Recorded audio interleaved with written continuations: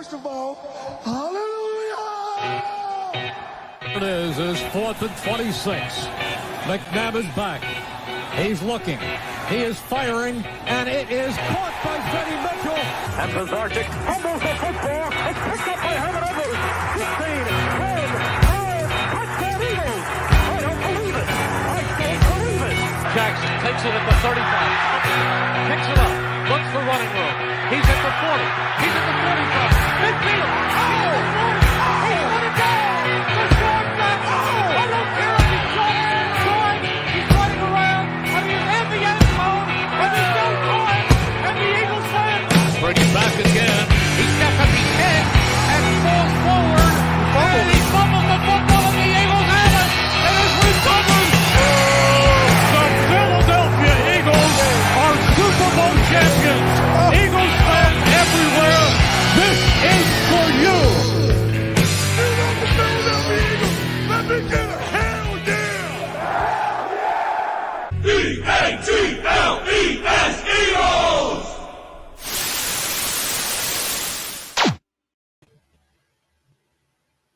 What's going on, everybody? Welcome back to another episode of Sundays for the Birds, a proud production of Old City Sports Network. You can find this show and all the other wonderful shows available to you on the Old City Sports Network at oldcitysports.com. That's old with an E, citysports.com. I am the mayor of John Street, joined by my two co-hosts, one Jake Long and one Kyle Not So Sharp. Kyle, how you doing, bro? I'm doing great. Ready to talk about some playoff football from last week. A lot of great games. Hopefully some more great games this weekend, man. Absolutely. Definitely some great games. Couple nail biters, couple blowouts. Biggest comeback in playoff history, maybe.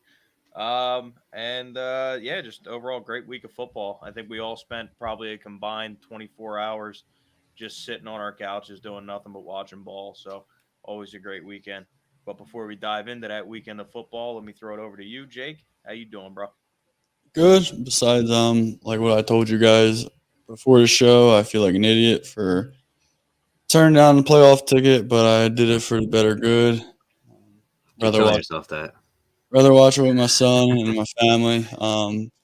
But also last time I went to a Eagles divisional round playoff game, they lost to the Saints. So, or maybe it was a wild card game, but that was the last playoff game I went to. So maybe I'm taking one for the team and just not going for a good cause. I hope at least. If it's the Saints game I'm thinking of, it's when we lost in 2009. When we lost with Nick Foles. Yeah. So I got a funny story about that game. I wasn't at it, but I do know a guy that was there. He's got season tickets. His season tickets are right by the away team tunnel, first row. And if you remember, before that game, it snowed.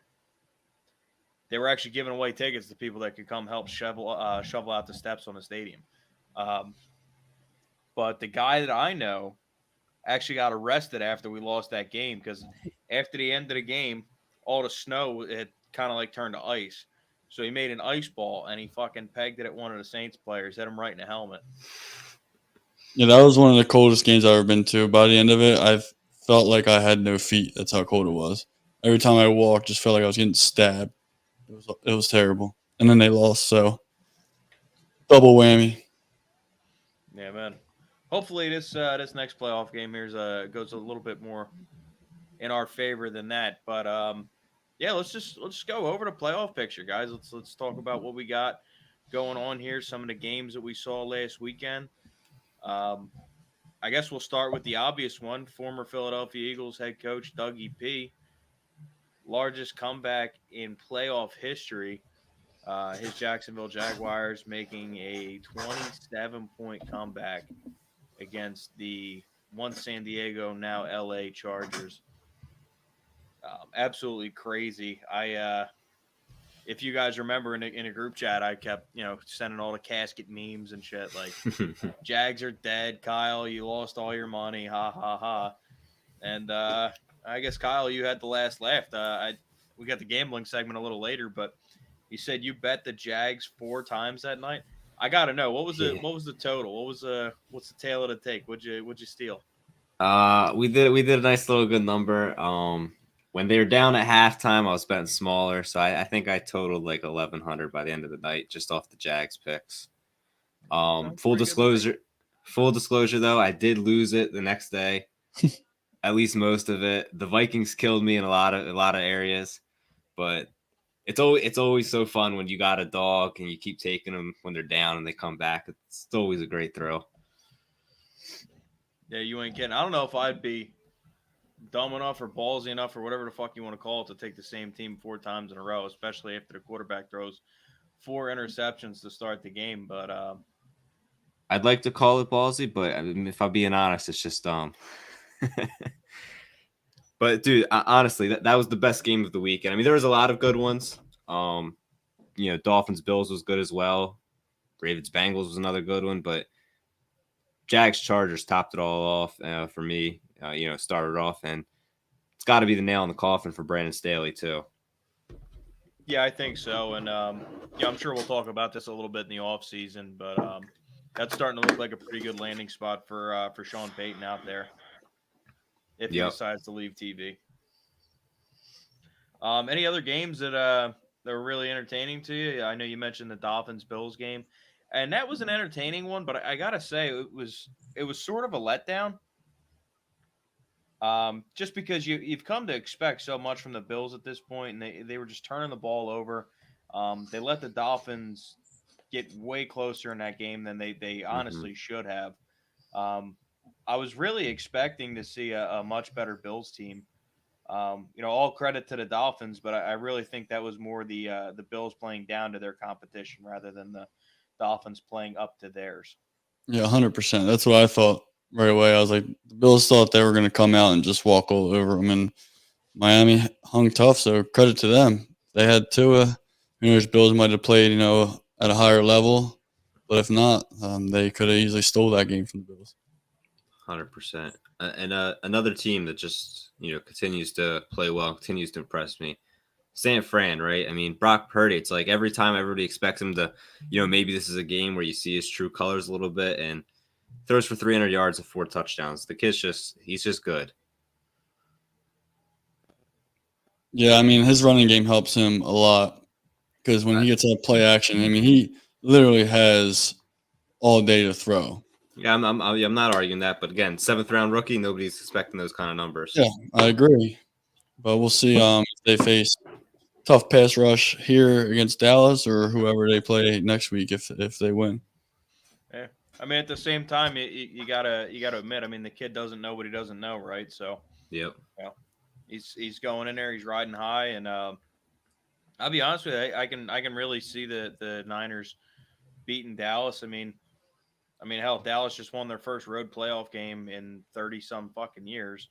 Like, I just, do you really trust Dallas to go into San Francisco and walk away with a win? I, for one, don't. I mean, it's the playoffs. Dallas doesn't win in the playoffs. Straight up. Dallas sucks. Not to be that guy that did win last week. Yeah, they still don't win in the playoffs. I said it before the pod when we were talking. I'll say it again. I know the Bucs weren't good all year. I just really expected Brady to have the team ready to play in the postseason. They gave up a while ago. I mean, they would have lost to Carolina if Carolina wasn't playing Bistro Man, Josh Norman at corner, because J.C. Horn would have completely locked down Mike Evans. The other corner was out too. So, I mean, Tampa Bay was just packing it in. They're done. I don't want to get into any Mike Evans banner because I'll consistently back him. He's my guy. He's just absolutely disrespected. But I know they weren't good. It's just Tom Brady in the playoffs. Like, enough said. Like, at least be competitive. And it wasn't from the get-go. No, that was by far the least entertaining game. Yeah, I went to bed early in that one. I was like, there's no shot the Bucs are winning this game. Yeah, the only reason you were watching is if you wanted to see the Cowboys miss another kick. Yeah, and then yeah, exactly. And then waking up and just going on social media and seeing Cowboys fans fucking pound their chest like they just fucking won something for beating an 8-9 Tampa Bay team that was packing it in anyway. They're ready to get rid of all of their coaches. and the way they celebrated that was just ridiculous. I mean, yeah, it's I your mean, first road playoff win in fucking 29 years or something, and it had to wow. come against an 8-9 Bucks team that has just been playing absolutely terrible last year. They shouldn't even been in the playoffs. I mean, come on now. I understand. Be happy. Be happy. You won a playoff game. I'm fine with that. But the way they fucking cap locking their post, fucking putting exclamation points and shit, like, chill out, guys. It's not the fucking Brady of old and the Buccaneers of a couple of years ago. Even last year, this team was just rattled with injuries and not ready to go. I mean, they got healthy for the playoffs, but none of them played together most of the year. Yeah, I mean, Yeah. plain and simple, you need to humble yourselves if you're the Cowboys here, right? So we got somebody checking in over here on YouTube, says I think that Dallas Juju will certainly get to them against the 49ers, and that's kind of what I was alluding to earlier. You know, that's just I just don't trust the Cowboys in the playoffs. I actually, unfortunately, I work with a lot of Cowboys fans. I'm not sure how that turned out, but the boss is a Cowboys fan. You know, the one parts vendor that we deal with all the time for Freightliner is a Cowboys fan. So just a lot of everybody was upbeat that day. You know, it's kind of crazy, but it is what it is. You need to surround yourself with some better people. I can't control who I work with. They're holding you down. Yeah. Holding you down, holding you back. Straight up. So I guess we ought to dive into the Giants game, huh? Giants beat the Minnesota Vikings despite every attempt by the refs to try and hand the game back to the Vikings with that asinine roughing the passer call. And again, that's coming from a Birds fan, but that there is no doubt in my mind that is not a roughing the passer at all. He still had the ball when he took him to the. I don't know.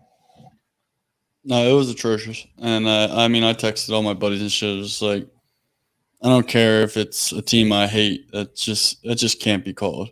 Right. It can't be. It ruins the Playoffs. integrity of the game.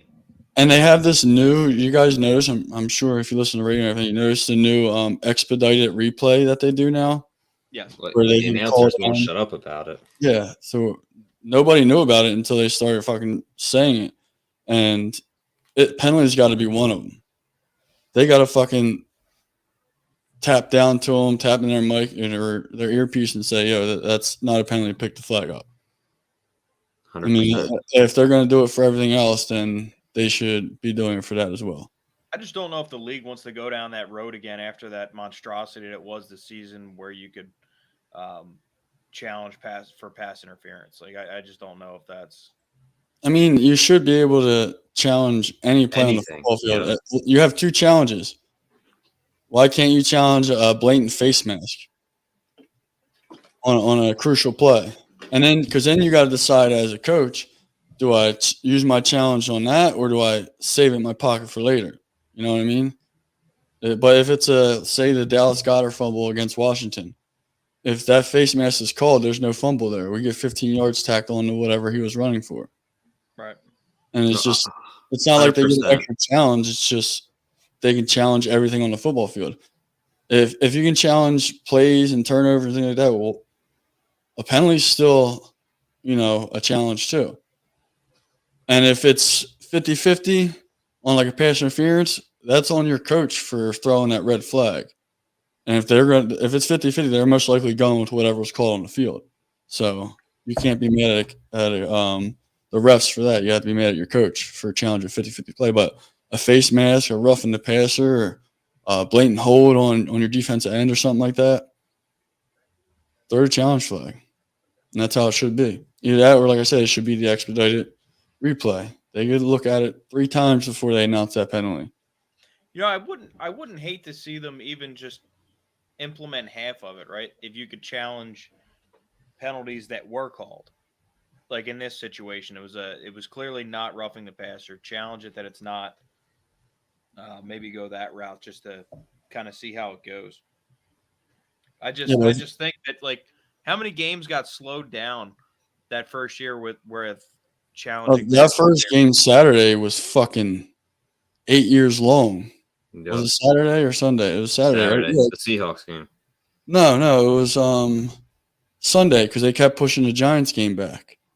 It was supposed to start at 4:30 and they moved it to 4:50 because the game was fucking taking forever. That first game, who the hell was Bengals game? I think or No, Bills Bengals game was a night game. Bills Dolphins game. The game took like 4.5 hours. At least it felt like it. It didn't get over till 4:45. Yeah, one of them took Jake, long. is Now one of I'm your questioning which Packers ones. fan buddies? Nah, he's a Steelers fan. No, even worse. Get him out of here. Yeah. Now I'm with Jake on here. I mean, in any sport, basketball too, football, having rules on what you can and can't challenge is just stupid. I mean, like you should be able to either not challenge anything or challenge everything. Like it's just I've always had that feeling. And it's not going to slow the game down because you get 2 challenges. Like I could challenge a fucking half-yard spot in the very first drive if I wanted to. Yeah, no, 100%. And as far as the back to the Giants and the Vikings game, analyzing the Giants here a little bit. Danny Dimes played great, right? Minnesota's just atrocious on the defensive end all year, is just getting picked apart in the pass defense. But Danny Dimes did look good. He's looked, better over the last couple of weeks. But again, he's just not a good NFL quarterback. The Eagles shouldn't have problems versus him. And just, again, we talked about how great some of the games were this weekend, but one thing is, 7 out of the 12 teams scored over 30 points. A lot of fucking offense, man. I mean, got to be able to play some defense in the postseason. Can't allow 30 points, especially with the fucking Giants. Like Saquon wasn't involved in the game plan. Can't allow the running game to get going. Like there's a lot of stuff that the Eagles should do better at than I felt like most of the teams didn't do this weekend. Right. Well, and you're kind of starting to see the cost of that now. The Vikings announced today that they're going to be going in a different direction with their defensive coordinator. Yeah, you have to. I mean, they were dog shit all year in the secondary. I mean, it's just it's not like they don't got some players either. They made Daniel Jones look like Steve Young. And they did not change anything whatsoever. Yeah, that was arguably Jones's best game of his career. It was by far. I mean, there's guys just running wide open now. All right, I think he's only thrown here from your Steelers fan, buddy, and this might be the most intelligent thing to ever come out of his mouth. Hate the Birds, but Jalen is a stud. Always has been. I don't know about the always part, but he certainly is a stud now. I've been on a J train since Tuscaloosa, and I ain't getting off in Philadelphia. I wouldn't expect it, but I mean, I think Daniel Jones has thrown like 4 300-yard games in his career, and I think 2 of them have come in the last 4 weeks versus the Vikings. Just absolutely atrocious. I mean, I know Avonte Max is going to be out again. You've seen reports of C.J. Gardner-Johnson playing the slot a little bit on some situations, but you can't allow that, right? Like you can't allow Daniel Jones to beat you. You got to stack the box because Saquon, I know he wasn't really involved in the game plan a whole lot this week, but he's really the best player on that offense. And we've critiqued Jonathan Gannon all year, and I don't want to see off zone coverage versus Darius Slayton and fucking Isaiah Hodgins. Like they're just some of the worst starting receivers in the league. And you can't allow them to have separation. Like I want to see some press man jam them at the line. No doubt. That's why I say if they come out in a soft zone, I'm gonna fucking lose my mind. You've seen it all fucking year, dude. It's just I expect to see it. I just don't understand why. Like, especially versus these guys. Like they're no disrespect. They're not starting NFL receivers. Even if you're playing zone, you can still press and play press zone. Still press and jam them. You don't have to play off, and that's the only reason I would see us not playing man is because the fact that Daniel Jones can run. He can move. So if you're playing man, and once those corners turn their back and he sees a lane, he's going to go get that first down. He's going to get it with ease. Yeah, and I mean, I don't know why people don't spy. I feel like that's an underused thing in the league now. I mean, I guess it takes away a defender from coverage, but I don't. You shouldn't have a problem with them beating you over the top. So why not have the extra defender in the box to spy Jones? Yeah. So I think the reason the spy is underutilized in the league today, anyway, I think it's in part due to the lack of respect for the linebacker position. You see more and more teams not valuing that linebacker position, and 8 out of 10 times, if you're running a spy, you're going to use a linebacker, and there's not many guys anymore that are that athletic at the at the linebacker position that can, keep up with some of these scrambling quarterbacks. Like, there's not many linebackers in the league that I think could keep up with Daniel Jones or Jalen Hurts for that matter. I mean, the linebackers are getting more athletic, though. I mean, they're not that they can keep up with quarterbacks, but they should be able to do a better job now than before. And I don't understand why, like you said, people underutilize linebacker position. I don't know why you can't go to a dime package or, I mean, hell, if teams are in fucking nickel most of the time. I don't understand why you can't have a DB spy him.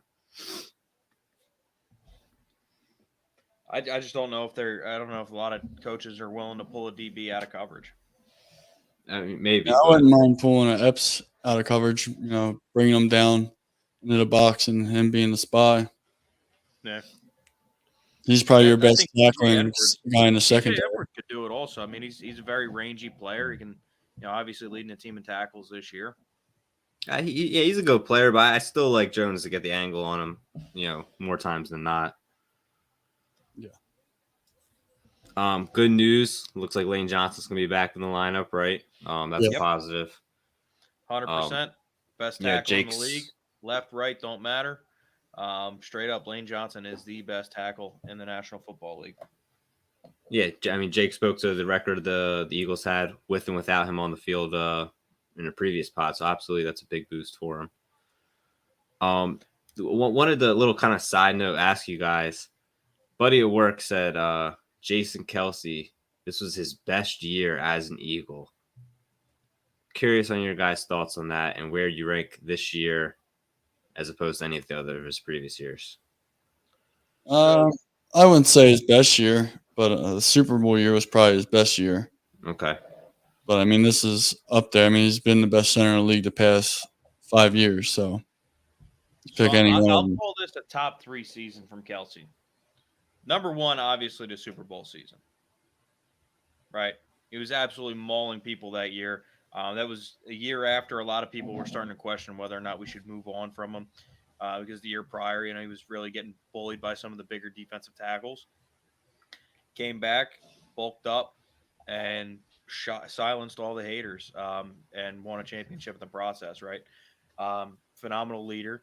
And then to me, I think number 2, his number 2 best season would have to be last year. I mean, all the plays last year, because we switched to that very run-heavy offense late in the year, and that's when you really started to see all these highlight reel blocks by Kelce. It's not often you see a center getting out there and blocking corners and getting out to the safeties. And you saw a lot of that. You saw Kelce, running out past his running back to get out and clear a lane ahead of him. Keeping right up with the running back. So I think last year was certainly a great season, but I think this year has been solid. I would call it a number 3 season. Just all around solid season. Not too many penalties. Obviously, a couple of miscues on the snaps, but that's to be expected.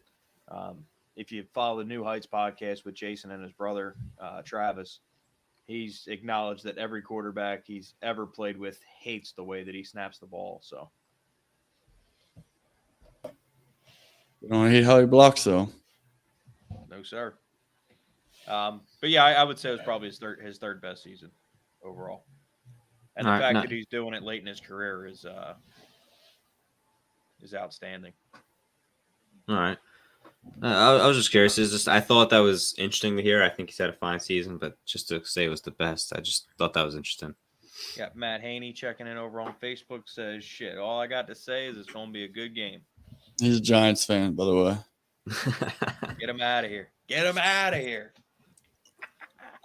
Go Birds, baby. I actually work with a Giants fan as well. He's been running his mouth all week. But just like I said on Twitter, all you Giants fans can keep running your mouth and fuck Philly and everything that you got to say, Danny Dimes, blah, blah, blah. It's the most excited you're going to be. Right now in this moment is the most excited you're going to be for this playoff game because every time the clock ticks closer to game time, closer to kickoff, your butthole's getting just a little bit tighter. You're getting nervous over there. I said it on Twitter too. You guys are getting nervous. Closer and closer we get to kickoff. And I think we're going to see the Eagles offense from midseason. Not this Eagles offense that we saw the last 4 or 5 weeks where they kind of struggled. I I think realistically, you're going to see the offense that hung nearly 50 on this Giants team. That's actually a good point by you, because I wanted to ask how you guys thought this game was going to play out, because obviously, they've played twice. Third game, of the year versus a team is always tough. First game, dropped 50 on them, blew them out. Second game, low scoring versus some of the backups. How do we think this game plays out? Or, are the Eagles going to maybe run a little bit more, like some people have been saying recently? Is it going to be high scoring? Giants are 26 in the league against the run. What's your guys' thoughts on how all that's going to pan out? I just know that if the Eagles play their B- game, we still blow out the Giants. We just have the better roster. The Giants are going to come to play. They're playing with nothing to lose. We're the ones with everything to lose. They're not expected to win. We are. So we can't come out, like Sean mentioned about the Giants fans, the Eagles players can't come out with their buttholes tight. They got to fucking come out ready to go, ready to slam the ball in our throat. They got to come out with a good game plan. And if we win the coin toss, take the fucking ball, run it down their throat, nice 8-minute drive, score a touchdown, get that place rocking, and get that defense on the field to sack Daniel Jones. Yeah, I think what you mentioned there is going to be key. If you win the coin toss, I know they've deferred all year, but I'm with you, Jake. I'd love to see them take the ball early, run it down their throats, big clock eating, demoralizing drive, similar to what you saw the Saints put on against us a few weeks ago, and just take the wind out of their sails right from the get-go. Get that home crowd fired up, and I think it'll be smooth sailing from there. Real quickly, Jake, you touched on how the Eagles roster is just that much better than the Giants, and even at their B- game, they should win. Quick shout out to Brian Dable. I mean, he's a fantastic coach. He's done a fantastic job this year for the Giants. Making Daniel Jones look like an NFL quarterback. Absolutely, and Daniel Jones might get paid because of it. But back to, what we were talking about earlier is, how does the game come out? Do the Eagles run the ball and all that? Is there still any worry about Jalen Hurts' shoulder? I haven't seen it talked about much this week. I also don't read a whole lot of the news and follow the radio or anything. They can't still a worry. They can't call the game like they're worried about it.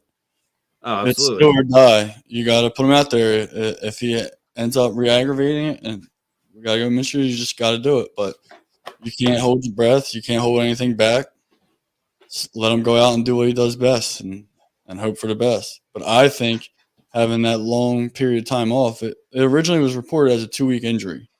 He had off for 3-4 weeks, then played one game where he didn't really take any punishment, and then he had another week off. So he wasn't listed on an injury report at all this week, which is a good sign. So I think the full offense is wide open, and they're going to run it the way they got to 14-3. Absolutely. The only thing that I hope is a little bit different in the offense, I hope Jalen just runs a little smarter. Like, I don't need to see you trying to run through two guys at the goal line unless it's at the goal line. That's when you need it. You need to. If it's like third down or a goal line. I'm telling you, balls good with. But that play earlier this season where he dropped his throwing shoulder, and ran through two guys at the goal line. I don't need that from my quarterback. I'm sorry. Ooh, I don't. You need a touchdown. I don't need that in the regular season, but in the playoffs where every play counts, I'm cool with it. And I think you saw that a little bit in the Giants last week, or in the last week of the year versus the Giants. The offense isn't quite the same when he's clearly not the running threat. Not saying he's bad. I mean, he's clearly good, but it takes away when he was clearly trying to protect his shoulder and not run, and the whole dynamic of the offense switched. Yeah, the Giants defense coordinator, who's also a great coach, knew right away that they were not putting Hurts in harm's way. So what did he do? He sent blitzes because he knew he was just going to roll out and throw it away. That's why the game was so close. They just fucking sent the house. And we're running such a manila blocking scheme, play scheme that it was just like, do enough to get the win and get Hurts out of here. And that's what they did. That's why I think the Giants defense looked so well, because it was like, Jones, they're not going to put him in harm's way. We're going to rush the shit out of him, and he's either going to throw it up or scramble and throw it away. He's not going to take a hit. And that's exactly what what the Giants did, and that's exactly what the Eagles did. Yeah. No, I'm with you guys. I don't think you're holding anything back now. We've said it already. It's playoffs. Can't coach scared. You can't play scared. Um, got to leave it all out on the field there. You guys ready to do some score predictions? Yep. All right. Score predictions powered by our friends over at Row One. Check out Row One and use our promo code OCSN15 for 15% off all sports artwork site wide. Once again, that's promo code OCSN15 at Row One. Get yourself some awesome man cave artwork, all sports artwork. Once again, 15% off site wide. OCSN15. Kyle, I'll start with you. Your new not so favorite segment. Exactly. I don't even. What is the spread at actually? Because I do think 7.5. Okay, I was about to say I do think it's a double-digit Eagles victory.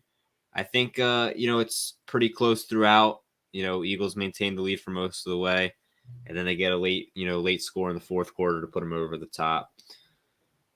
I'm gonna say 24-16.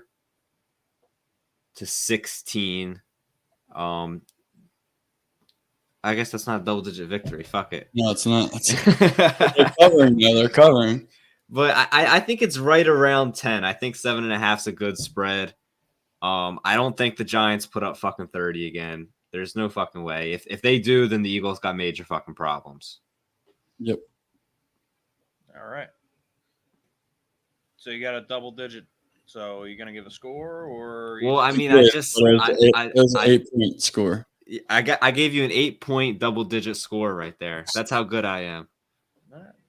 It's making up new numbers. Yeah, you got 0.08 counts as double digits. So just so you know, just because an 8 looks like 2 zeros stacked on top of each other, that doesn't make it a double digit. No, I got that, but I had the decimal point. I had 8.0. So I mean, it was 2 numbers. All right, keep dancing around it all you want. Yeah, Jake, I'll throw it over to you. What do you got? Score prediction. I originally today was thinking, it's possible that the Giants could win, and I was thinking to myself coming on here and predicting the Giants to win. But the more I look at it, it's just I don't see how they can beat the Eagles. I just don't see it. I mean, Minnesota, Kirk Cousins went up and down the field on that defense without having Justin Jefferson as a big factor. So they took him away. You can take A.J. Brown away, but guess what? We don't have some bums on the other side. We got Devontae Smith and Dallas Goedert, and then you got little Boston Scott out of the backfield too. So you can do all you want with taking A.J. Brown out of the game, but you better believe that there's going to be 2 other guys wide open, and I think that's what's going to really decide the game, other than our defensive line getting the pressure, coming up with another 5-sack game on Saturday, and the Eagles roll 38-24. 38-24. All right. So I have a little more confidence in our defense. I'll give my score first, then I'll tell you why. So I got the Eagles 28, Giants 17. Cruz 11-point victory. I think the Giants get a touchdown at the end to make it a little closer. But all in all, the Eagles walk away pretty easily here. I think Dallas Goedert's going to have a pretty big night across the middle.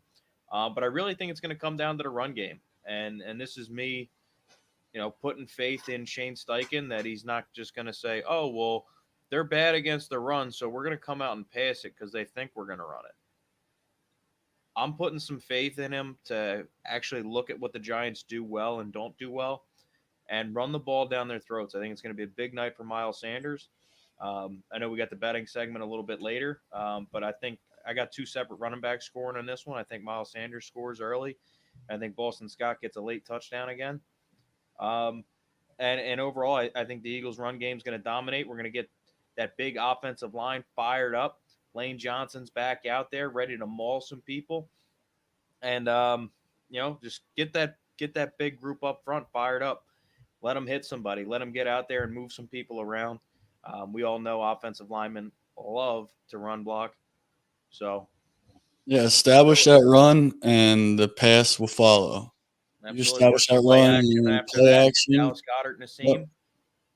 AJ Brown, Devontae Smith down the sideline. They got to come out and establish the run. I think that's the key to the game. They have to Absolutely. establish it, and everything else will come right off of it.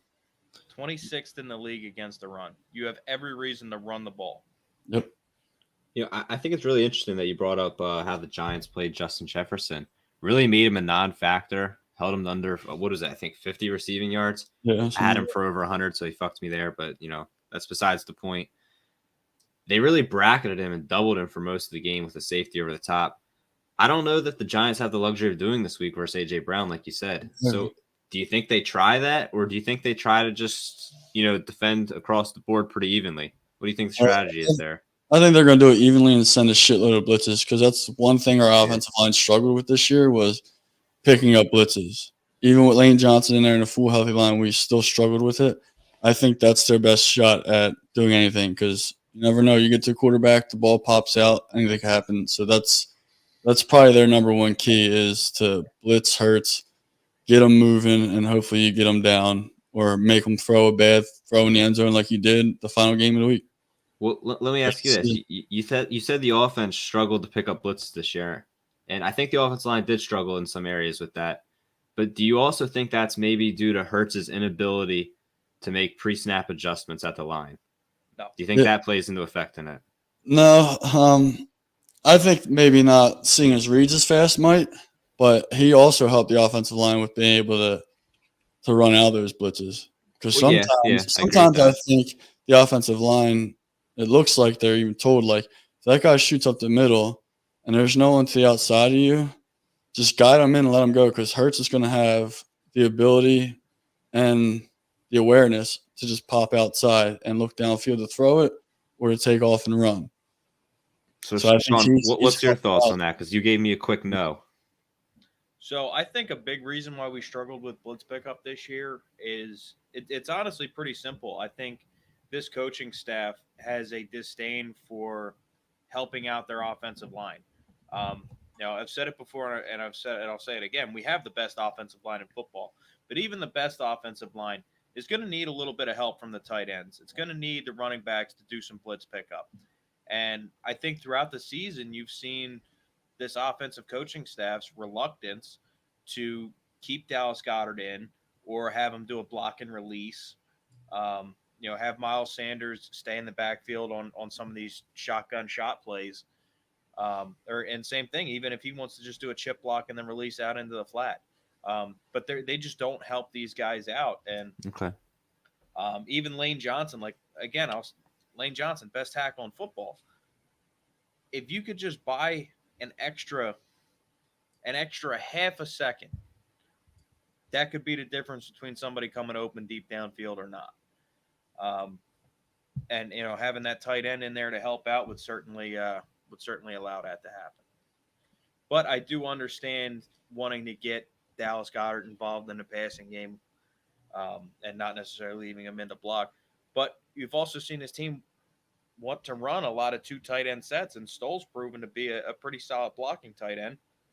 And honestly, I think that left side could use a little help anyway, especially when it comes to pass blocking. That left side, as untraditional as it is in the NFL, our left side is great at run blocking, not so great at pass blocking.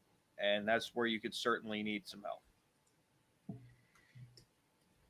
All right. I agree. All right. You guys ready to move on? Let's roll. All right. Let's throw it over to Dog of the Week.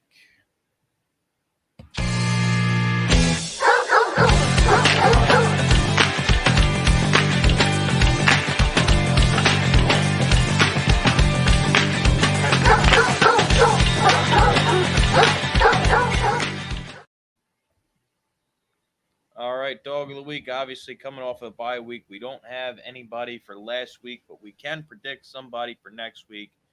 Eagles, Giants, 8:15 this Saturday. Dog of the Week, brought to you by our friends at Neshaminy Creek Brewing Company, right in the heart of Croydon, Pennsylvania, Lower Bucks County. Neshaminy Creek Brewing Company, available anywhere fine beverages are sold. Also brought to you by our friends Sterling Pig Brewing Company out in Media, Pennsylvania, right out in Delco. Make sure you check them out. That's Sterling Pig Brewing Company. Always recommend the Snuffler IPA or the Shoat. Both phenomenal beers. I'm staring at both of them in my beer fridge across the room now. Might have one after I get off the show here. That's the Chamonix Creek Brewing Company and Sterling Pig Brewing Company, proudly sponsoring this segment, Dog of the Week. All right, guys, Dog of the Week. Let's throw our predictions around. Jake, I'll start with you. I'm gonna go with my guy coming back from injury, Josh Sweat. I just love the way he started playing before that neck stinger that he received. Glad to see him back out in the field. He's looking good, and I expect a big game out of him because I think the Giants are going to keep their eye more on Reddick than anyone on the defensive line. So I think Sweaty has a couple sacks here this weekend. I think it'll definitely open up play for him for sure. All right, I like it. Kyle, who you got? Can I give two? Cheater, go ahead. Yeah, okay. I'd like to do an offense and a defensive. On the defense, I want to give it to TJ Edwards. Leads the team in tackles, like you said earlier. And we really saw the Giants come out in a pass-heavy game script last week. I think this week it's the reverse. They know that if the Eagles do have a weakness on defense, it is the running backs. So I think they try to establish the run a little bit more. I think TJ Edwards will have to have a good game in that aspect. On the offensive side of the ball, I think it's going to be Devontae Smith with a big game. I don't know that they bracket A.J. Brown like they did Justin Jefferson, but dude, the Eagles, they made a big-time effort to get Devontae Smith more involved. I want to say about week 8 or 9.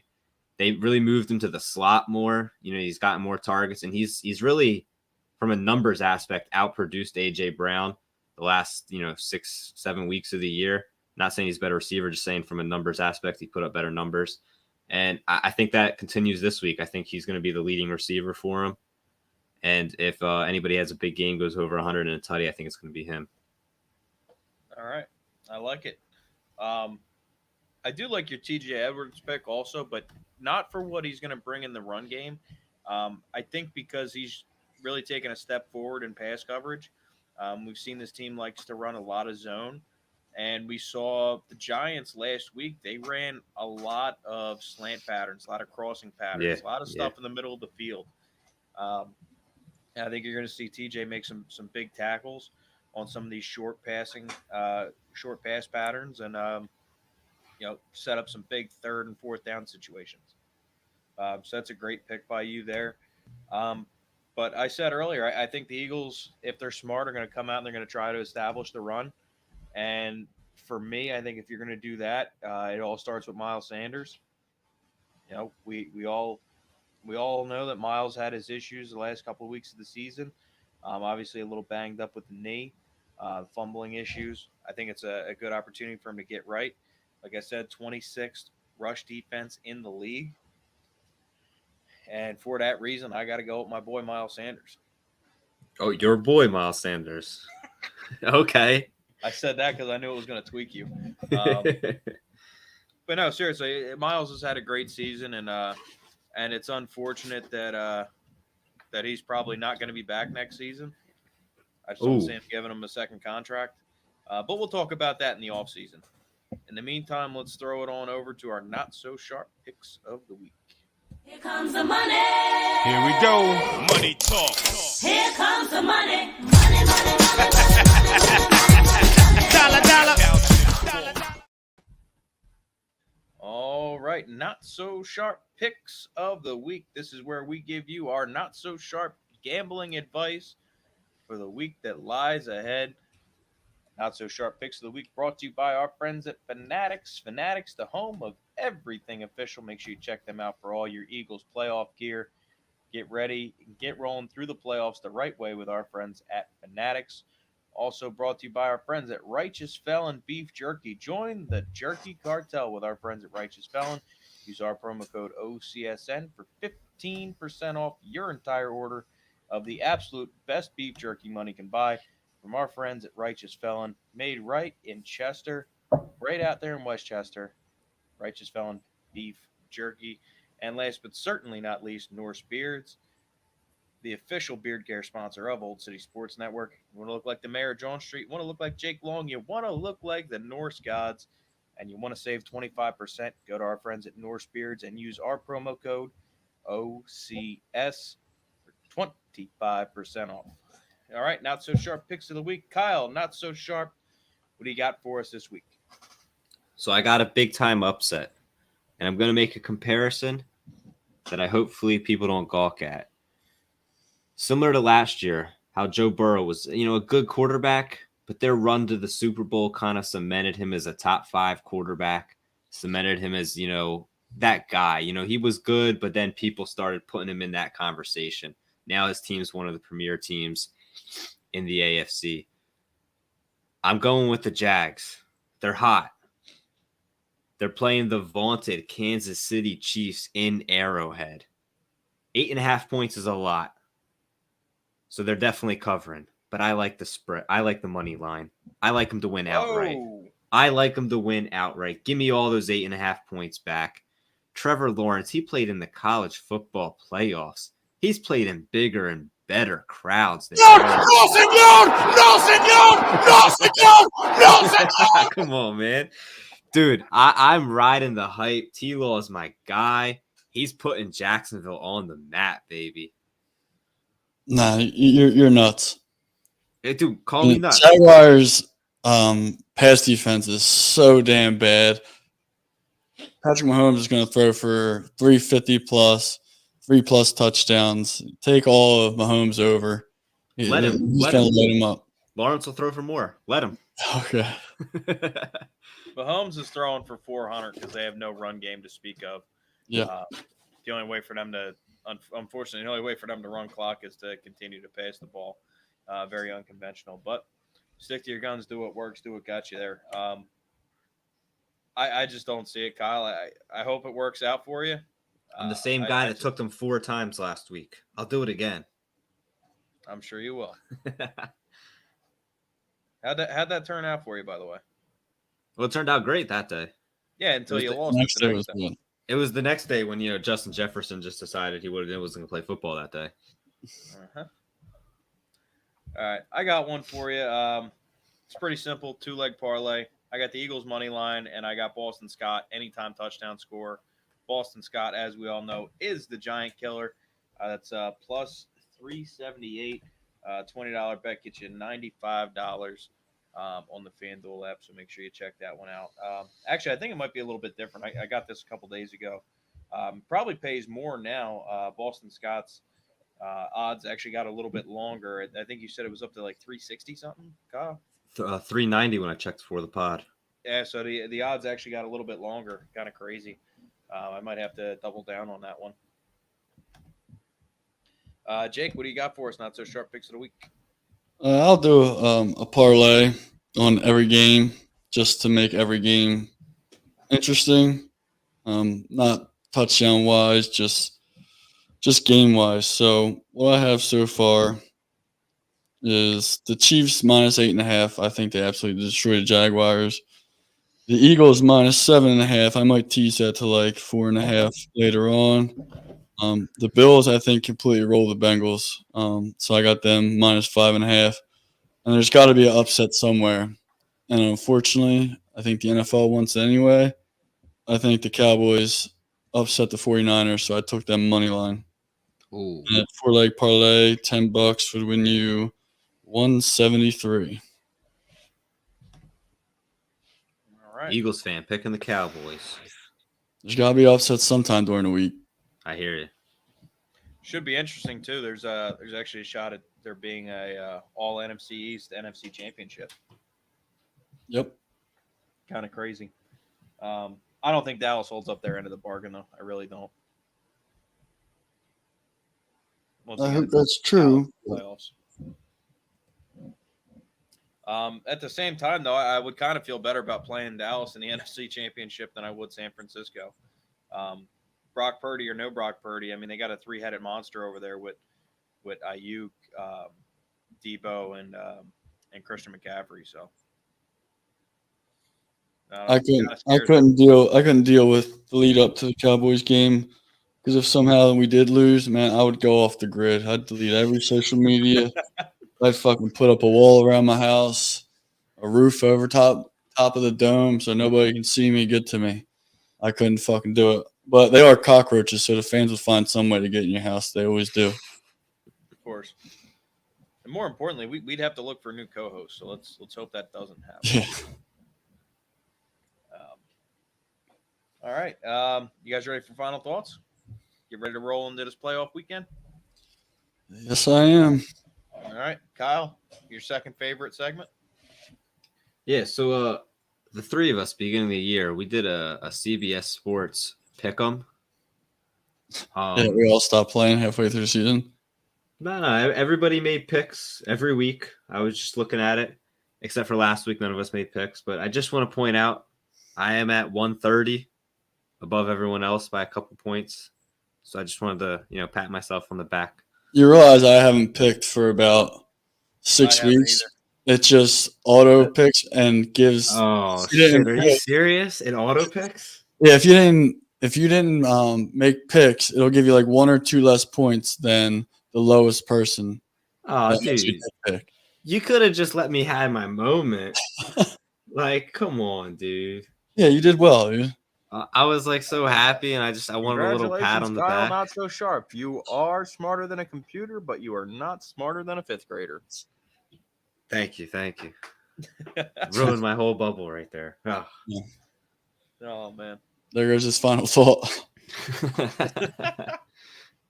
want to try again? I really don't. I'm kind of ticked off right now. Okay. All right. I'll throw it over to you, Jake. What do you got for us? Final thoughts tonight? I mean, there's nothing like playoff football when the Eagles are in it and relevant. I mean, it's my anxiety's high every day. Listening to the radio, I'm just counting down the minutes, the hours to game time. When I'm in my truck at work and I'm listening to the radio, I just, I don't know. I get that weird gut feeling, and I'm just like, the anxiety kicks in. I really want to get the game going. So I'm glad tomorrow's Friday, end of the work week. Gonna knock it out, and then I shouldn't drink Saturday. So I gotta wake up early Sunday to go to Atlantic City for a class for work. But there's no shot I'm not drinking some rum and coke on a Saturday night Eagles playoff game. So I'm ready to get loaded. I'm ready for a fucking Birds win, and I cannot wait. All right. So I guess I'll bring the energy. Yeah, I would bring energy if I had some rum and coke in me. But You guys are very monotone here tonight. Kyle's all piss pants because he's smarter than a computer, even though he thought he was smarter than the rest of us. Plain and simple, the Eagles are going to roll. This is a Giants team that has no right being in the playoffs. This is a Giants team that has no right to have the amount of wins in the W column as they do this season. This is a Giants team that I have consistently said all season long are paper tigers. This is a Giants team that somehow, by the grace of God and Brian Daboll, have somehow made a quarterback out of Daniel Jones. Have you ever heard of a Duke quarterback doing absolutely anything in the NFL? No, you haven't. And it's not going to start this weekend in Philadelphia. The Eagles are going to roll. We're going to kill the Giants. And the NFC Championship game is going to be at the Link. let's go. Saturday night, 8:15. Giants, bring your best shot because you're going to need it. Birds are going to roll. We'll see you guys back here next week before the NFC Championship game. Go Birds!